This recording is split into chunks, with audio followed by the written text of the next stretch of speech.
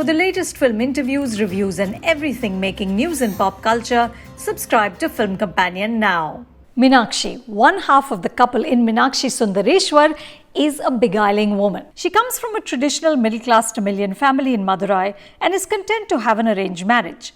But within that marriage, she wants companionship, sexual adventure, honesty, and sparkle. It's the first time she's living in a joint family, but she's adept at fitting in. She's respectful and loving towards her in-laws, but when provoked, she firmly pushes back. In their first meeting, Meenakshi tells a fumbling Sundareshwar, "मुझे nervous लोगों को और nervous करने में बहुत मजा आता है."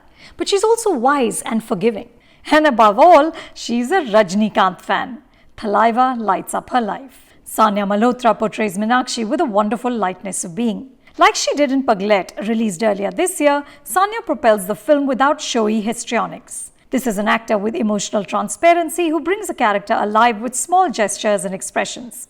Even when she's doing a Rajnikant impression, she stays in character. So it's Meenakshi impersonating Rajnikant.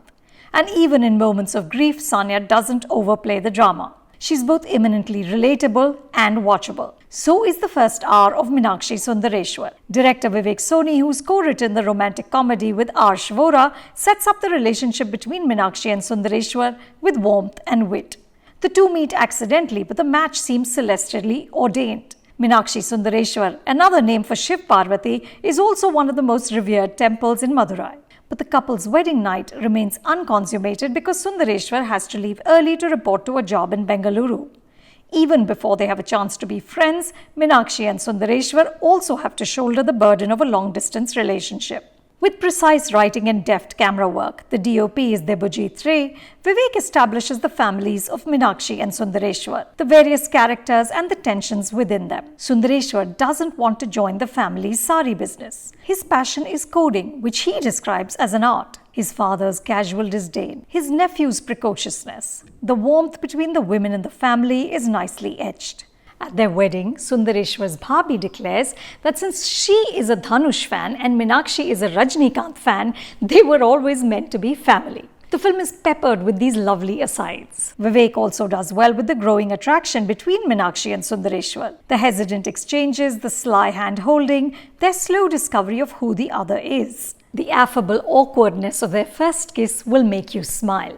Meenakshi and Sundareshwar are the exact opposite of another movie couple who also have an arranged marriage, Rishu and Rani in Haseen Dilruba. If those two gave us a twisted take on the aftermath of marrying a stranger, Meenakshi and Sundareshwar make a solid case for why it continues to be the preferred mode for so many young people. Abhimanyu Dassani brings a low-key charm and amiable conventionality to Sundareshwar. This is a man who wears the color blue because it's safe.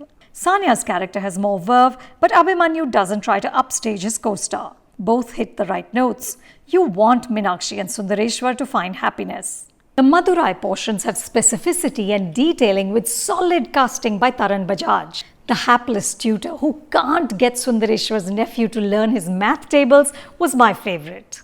Vivek also skillfully roots the narrative in the sights and sounds of the city. The rituals of the two families, the cuisine, the Kanjivaram saris, Mangal Sutras and Gajras in the hair all add to the lived-in textures of the film. Watch how Vivek uses a long corridor with windows in Meenakshi's home, first for romance and later melancholy. Meenakshi and Sundareshwar stealing glances across the barred windows is old world in the best sense of the word. But the writing and staging becomes broader when the narrative shifts to Bengaluru. Sundareshwar's boss, who is pathologically competitive, he insists on only hiring single people because he thinks they have more focus, and Sundareshwar's colleagues aren't given enough depth. The boss feels like a poorly imagined bargain basement version of those eccentric rock star founders typified by masters like Steve Jobs. The plotting also starts to falter. Vivek and Arsh get lazy in their maneuvering.